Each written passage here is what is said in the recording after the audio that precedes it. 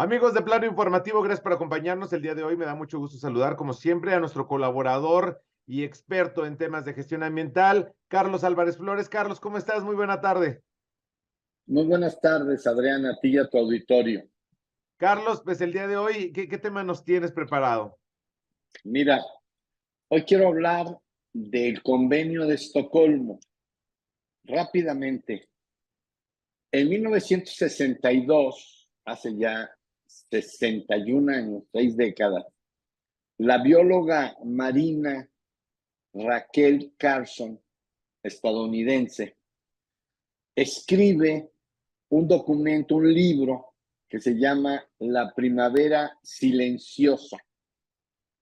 Ella descubre, porque ella trabajaba en el Departamento de Agricultura de Estados Unidos, era una investigadora notable, y ella descubre animales, un águila, ratones, aves, pájaros muertos allá a fines de los 50, principios de la década de los 60, y un águila, especialmente un águila que encontró muerta, cuando ella caminaba en las mañanas, hacia su caminata, entonces descubre un águila y no estaba herida.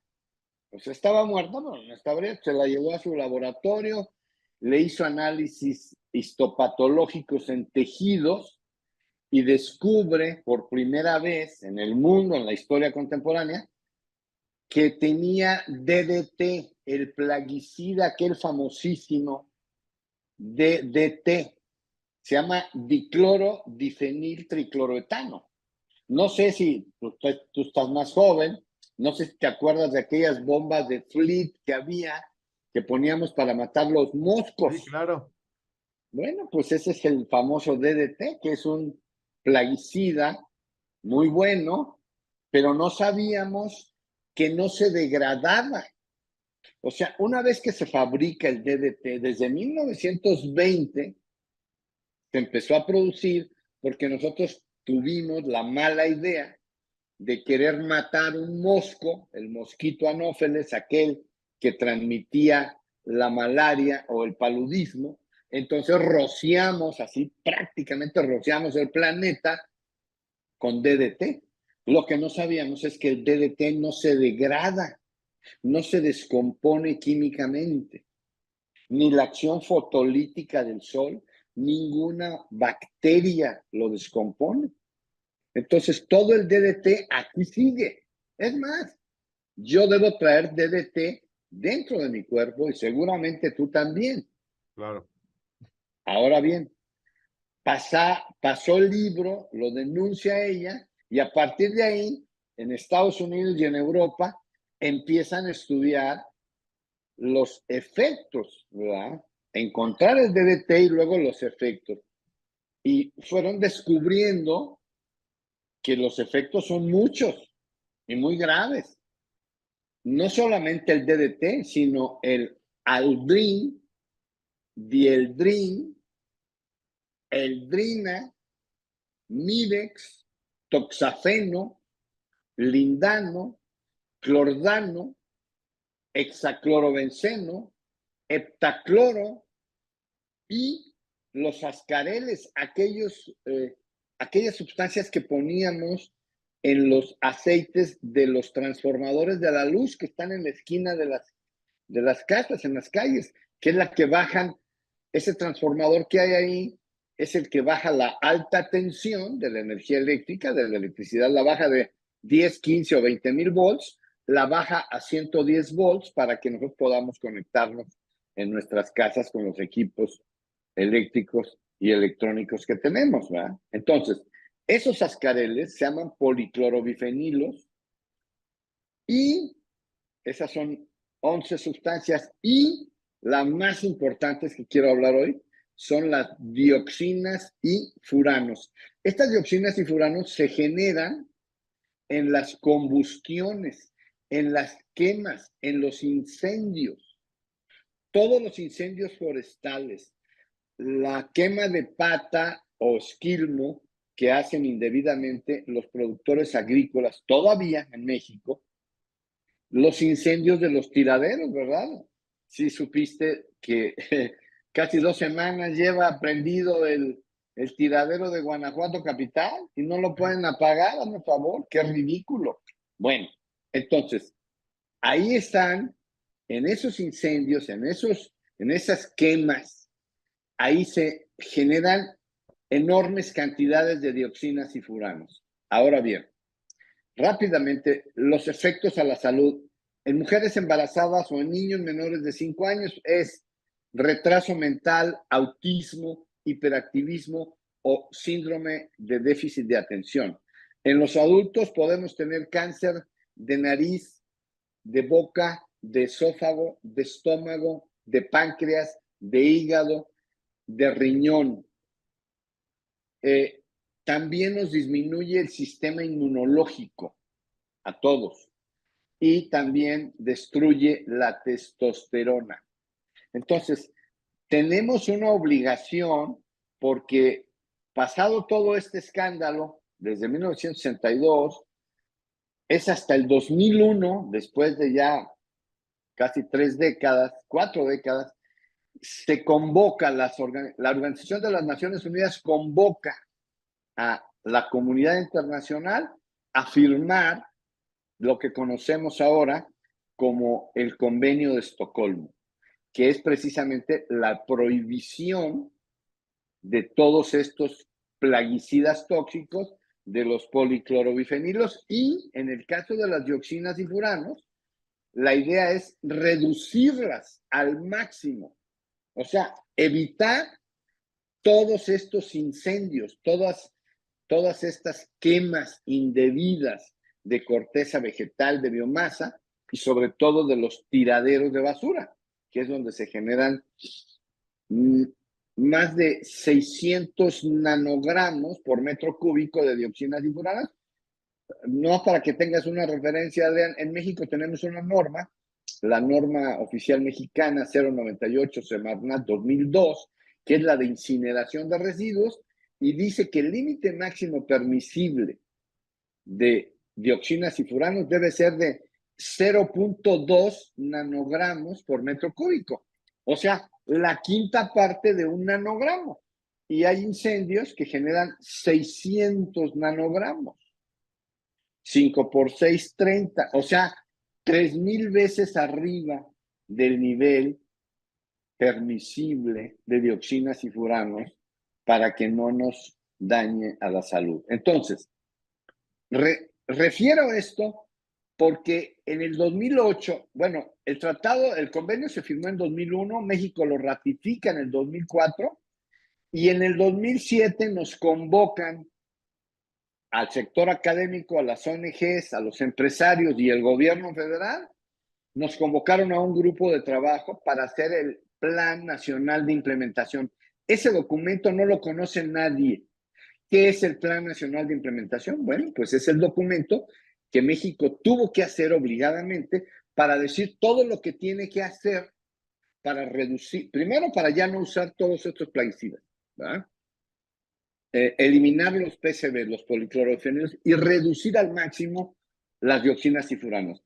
Pero ¿qué tenía que haber hecho la Semarnat? El gobierno federal, que es el que firma, es el titular de la Dirección General de Gestión Integral de Materiales y Actividades Riesgosas de la Semarnat, el que firma esto allá en Ginebra, pero no nos ha convocado. Fíjate, nos tenía que haber convocado en el 2008, yo fui parte de ese grupo, y hace ya 15 años y nadie sabe que tenemos la obligación de evitar todas estas quemas, incendios, porque no conocemos la obligación del país. El Plan Nacional de Implementación no lo conocemos. Ahí está guardado, es un documento muy valioso, te lo voy a mandar a ti, lo voy a tratar de tuitear, porque lo tengo en PDF, pero bueno, voy a tratar de tuitear algo, pero ahí está la obligación y hay que aumentar las capacidades de los análisis, hay que hacer una campaña nacional con todos los sectores. No solamente capacitar a los bomberos, a los cuerpos de protección civil, a la Secretaría de Salud, a la COFEPRIS, a todos. Pues esto tiene que ver con todos, con la Secretaría de Agricultura, ¿verdad? Y Desarrollo Social ahora, para que ya no quemen los productores agrícolas sus residuos de la cosecha. O sea, nadie conoce el Plan Nacional de Implementación, Adrián. Es una vergüenza que esté guardado en un escritorio ahí en la Semarnat en México y nadie sepa la gravedad de los daños a la salud y la obligación que tenemos todos de reducir y eliminar al máximo las dioxinas y furanos. Y por supuesto los plaguicidas. No hemos obedecido, fíjate, no hemos obedecido porque muchos de esos plaguicidas todavía se usan en México. Pero bueno, ese Carlos, es el comentario que te quería hacer hoy. Sí. Carlos, yo te quiero preguntar, por qué este tipo de omisiones no se castigan, Carlos? Por qué este tipo de omisiones de la autoridad? Y, pero si bien pues los ciudadanos a lo mejor puedo entender el desconocimiento en general de la población, pero el de la autoridad sí se me hace hasta cierto punto muy grave el que no se atienda, el que no se, ni siquiera se prevea o se trate de hacer algo, digamos, para evitar este tipo de situaciones. ¿Por qué estamos en esta situación? Mira, desafortunadamente nuestros gobiernos federales, no quiero hablar solamente del actual, ¿verdad? Sería injusto, no. Desde siempre, todos los gobiernos federales que hemos tenido, cuando menos los últimos 8, que son de los que yo me acuerdo, 8 por 6, 48, ¿verdad? Cuando menos estos últimos 48 años, te puedo decir que hay una gran irresponsabilidad del gobierno federal. Vamos a hablar de la Semarnat, porque aquí la responsable se llama Semarnat. Semarnat. Y me quiero remitir a 32 años para no irme más lejos. Ya van 35, déjame decir, 35 de que firmamos de que salió publicada la Ley General del Equilibrio Ecológico. Pero te voy a decir cuál es el tema. El tema es que nosotros tenemos un marco normativo para cuidar el medio ambiente. Así decimos, Ley General del Equilibrio Ecológico y Protección al Ambiente. Sí, y la salud, no habla de la salud. Y si tú vas a leer la Ley General de Salud, tampoco habla de los contaminantes, de las sustancias químicas como estas, de la contaminación atmosférica, de la contaminación del agua. No habla nada de eso. O sea, tenemos un vacío legal en el marco normativo. Pero hablando de los convenios globales como este, como Convenio de Estocolmo, Montreal, el Protocolo de Montreal, ahora tenemos el Acuerdo de París, no los cumple México, México firma, pero no cumple nada. Ahorita el mejor ejemplo es el Acuerdo de París. Tenemos que reducir emisiones de CO2 porque estamos calentando el planeta. México no ha hecho nada. Bueno, está al revés México, construyendo una refinería, hazme favor, en vez de haber invertido esos 20,000 millones que dicen que llevan de dólares en energías limpias para reducir la contaminación, apoyar la producción de carros eléctricos, de transporte eléctrico, en vez de esas carcachas y esos camiones que siguen quemando diésel. O sea, el gobierno mexicano y los gobiernos mexicanos no cumplen ninguno de los convenios globales. Y sí tienes razón, sí hay una responsabilidad. Yo estoy ahorita con mi abogado analizando para meter un amparo para obligar a la Semarnat a que difunda el convenio de Estocolmo, que lo tuvo que haber hecho hace 15 años. Y sí hay una responsabilidad, por supuesto.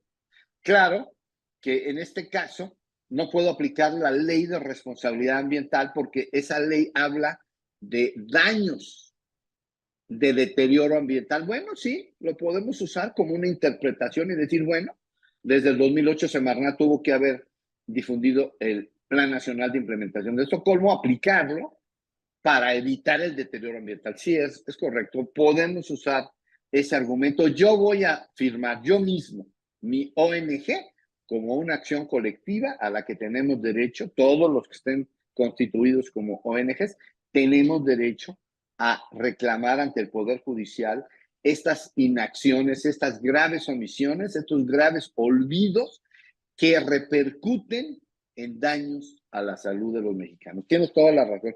Yo estoy ya analizando eso porque no es justo ni es correcto que por la irresponsabilidad de los gobiernos federales de hace 50 años no podamos proteger de mejor manera la salud de todos nosotros. Tienes razón.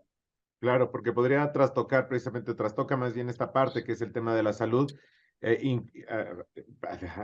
todavía agregándole el tema de las afectaciones al medio ambiente, que también tiene muchísimas implicaciones. Pero Carlos Álvarez, yo te agradezco que nos hayas tomado esta videollamada, la verdad que un tema muy interesante y que como, bueno, hay tantas cuestiones ambientales que ni siquiera tomamos en cuenta y que nos afectan todos los días sin ni siquiera nosotros conocerlo. Así es correcto, Adrián. Hasta aquí lo dejamos y estaremos listos para la próxima para seguir abordando estos temas. Claro, Carlos, te agradezco muchísimo y nos escuchamos la próxima semana Con con mucho otras gusto, colaboraciones. la Gracias, Carlos próxima Álvarez. semana. Por lo pronto, usted quédese en plano informativo. Nos vemos y escuchamos a la próxima.